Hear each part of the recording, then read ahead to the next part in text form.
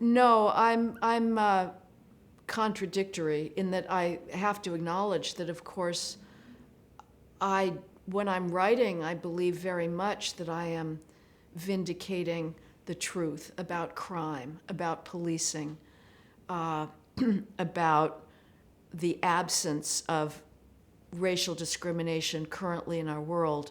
But I did absorb enough of the deconstructive impulse in college that I do not believe in truth. It's self-canceling to say, but I have seen too much interpretation.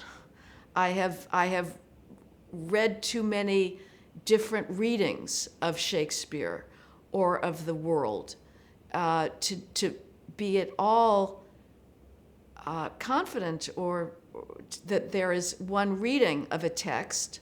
I do not believe there's a true reading of a text. If there were, we would have arrived at it hundreds of years ago. Language, again, I may just have been brainwashed by my deconstructive background, but it looks to me empirically the case that language is endlessly productive of interpretation.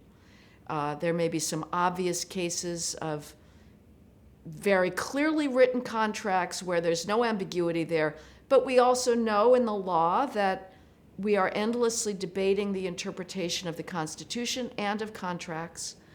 And when it comes to outside of the realm of language and how we assess causality in the world, again, I admit to being completely divided on this. I believe that I'm following the truth, but I also grant that my ideological opponents can make an argument for their version of the world. And they would say to me, how can you not see the systemic factors that lead to racially disparate outcomes? How can you talk about personal responsibility when the evidence for systemic racism is so obvious? And I'm not willing to say with utter confidence that I'm the only one who possesses the truth.